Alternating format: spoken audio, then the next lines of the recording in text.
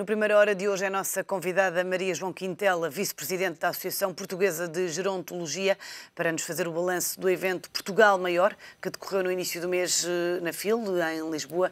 Muito bom dia, Maria João Quintela, muito obrigada pela sua presença. Que balanço é que faz deste evento?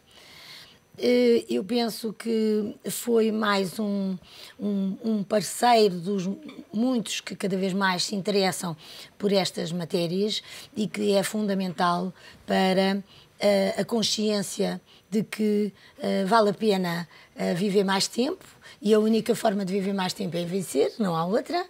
E, de facto, daquilo que eu pude constatar, foi um grande acontecimento com múltiplas vertentes e em que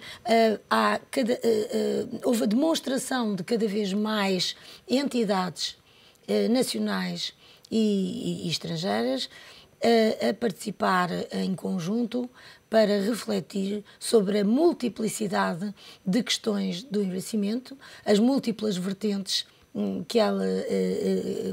que este fenómeno encerra, no fim de contas, o fenómeno da longevidade.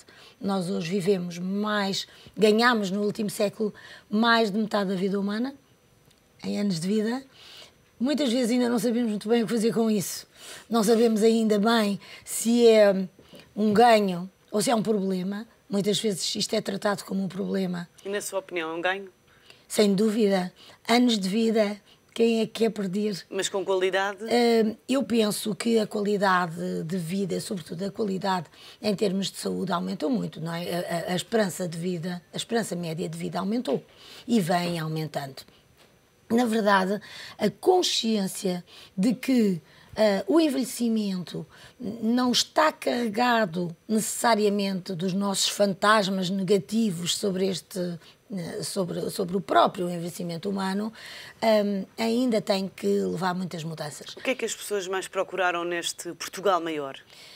Eu penso procuraram produtos, procuraram serviços? Eu penso que, de um modo geral, as pessoas procuraram informação e procuraram atualização e inovação. E, de outra forma, também procuraram encontrar respostas para as suas necessidades, que são diferentes ao longo do tempo na vida.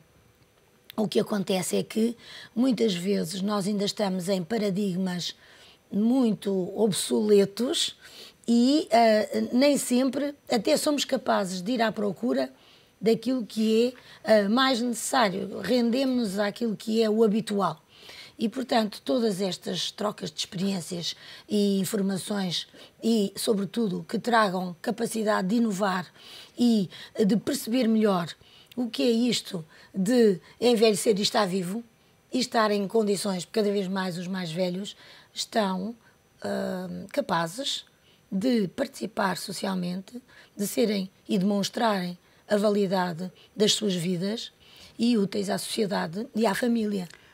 A verdade é que as pessoas idosas vão perdendo capacidades. Como é que classifica a oferta de produtos, equipamentos, serviços para essa faixa etária? Há muita oferta no mercado? Não há? O que é que faz falta? Eu penso que faz falta uma perspectiva que é não apenas da perda de capacidades, mas de potenciação e promoção das capacidades existentes. Quer dizer, nós muitas vezes confundimos a nossa doença com tudo aquilo que somos. Por exemplo, muitas vezes as pessoas falam das suas artroses, das dores nas costas, das dores nos joelhos, das suas incapacidades, da incontinência urinária, tudo no conjunto dos problemas. Mas as pessoas não são apenas um diagnóstico ou um conjunto de diagnósticos, são tudo aquilo que podem fazer com pequenas ajudas técnicas ou intervenções sociais ou formas de mobilização social, como é o turismo sénior, como é o termalismo sénior, como é o facto das pessoas poderem participar com outras gerações em várias atividades. Por exemplo. Essas são oportunidades de negócio nessa área? Turismo, sénior, eu penso que têm que ser cada vez mais vistas como áreas muito positivas a explorar. Porque, repare, só à conta dos mais velhos, que muitas vezes são olhados depreciativamente, erradamente, porque até do ponto de vista, digamos, científico, isso não é assim, exatamente, e não é generalizável. Não é generalizável, só que cada vez mais pessoas a viver mais tempo em condições físicas boas, em condições intelectuais boas, e, portanto, hoje em dia, nós damos conta que grande parte do turismo, mesmo não é só nacional, é em todo o mundo, e até do próprio termalismo, mantém as portas abertas nas chamadas épocas baixas. E tem muita procura? Precisamente com a população mais velha, porque a outra não pode ir para lá. Isto não quer dizer que a população mais velha não tenha nada que fazer. É bom que se diga que ainda não sabemos bem, exatamente, qual é o valor da população mais velha portuguesa, porque em todo o mundo e em Portugal também, os mais velhos prestam milhares, milhões de horas de cuidados aos netos, a outros mais velhos, são grandes prestadores de cuidados, sem os quais a sociedade dificilmente conseguiria continuar a funcionar bem. E, por outro lado, são consumidores locais, são poupadores, poupam. E muitas vezes sustentam a montante e a jusante os filhos e os netos, ou os filhos que nunca mais conseguem dinheiro para ter casa, nunca mais conseguem ter a sua independência, nunca mais conseguem ter emprego, têm dificuldades, e os mais velhos, por outro lado, também vivem cada vez mais tempo. E são eles, digamos, a geração sanduíche que sustenta estes dois pratos da balança, ou ajuda a sustentar. No Congresso Portugal Maior, ou melhor, no Portugal Maior realizou-se também o Congresso Internacional de Gerontologia e Geriatria, e este evento assume ainda maior importância, tendo em conta que estamos no Ano Europeu do Envelhecimento Ativo. Como é que se promove um envelhecimento digno? E essa é uma questão muito interessante também, e muito importante. Não chega a ter saúde. Os 3 pilares do envelhecimento ativo, tal como são definidos pela Organização Mundial de Saúde, são saúde, participação e segurança, num contexto de solidariedade entre gerações e de complementaridade entre gerações. Ninguém vive bem sozinho, ninguém vive bem, mesmo com saúde física e mental, sem participar, sem lhe perguntarem nada, sem contar para a sociedade, como se fosse morto antes de tempo. Ninguém vive bem com total insegurança e com desrespeito social. E, portanto, se nós queremos, um dia mais tarde, ser respeitados, não ser rejeitados, não ser considerado um peso social, não ser considerados como um peso económico, temos que tentar que todos, cada vez mais, e através destas informações e destes congressos e a própria Sociedade de Geriatria e Gerontologia há muitos anos, há mais de 60 anos que faz congressos de geriatria e de gerontologia, precisamente para compreender, por um lado, a questão das doenças e da forma como elas se apresentam nos mais velhos e, por outro lado, o contexto social em que elas se desenvolvem, porque os determinantes da saúde são múltiplos, desde a habitação até ao dinheiro que se tem todos os dias para comprar pão ou não, e até à forma como os outros nos veem, se nos veem como, ou com rejeição, ou se nos veem como um apoio, uma ajuda e uma complementaridade familiar.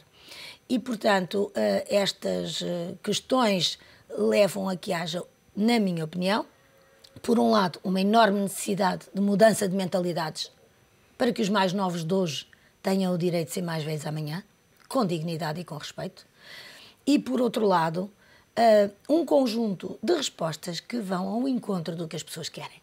E o que as pessoas querem, de um modo geral, é viver o mais tempo possível nas suas casas, com pequenas ajudas, um corrimão daqui, uma ajuda no colchão, uma ajuda no ajustamento de uma cama, ou de uma casa de banho, ou de um mobiliário, ou de um espaço.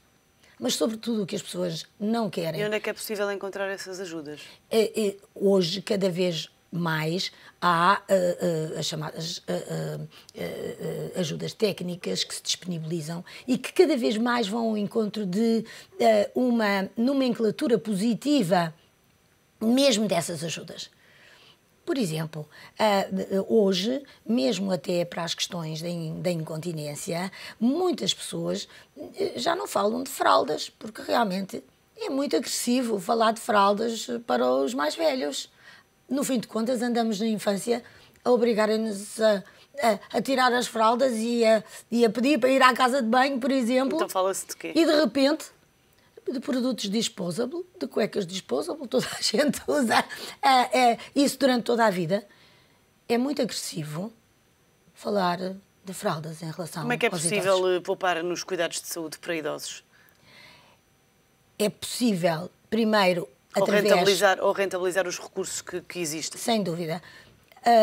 É possível, por um lado, através de uma consciência de que em qualquer idade é bom deixar de fumar, por exemplo, praticar atividade física, comer comida saudável, não abusar de bebidas alcoólicas. É possível, portanto, ter comportamentos de promoção da saúde e de prevenção da doença, como, por exemplo, a vacinação contra a gripe, nomeadamente em épocas de invernais, não é? do inverno, e, por outro lado, é possível também olhar para os recursos existentes e dizer: é isto que eu quero um dia mais tarde ou não é?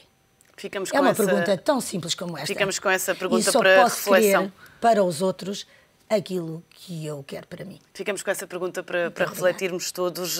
Maria João Quintela, muito obrigada pela sua presença neste Primeira Hora.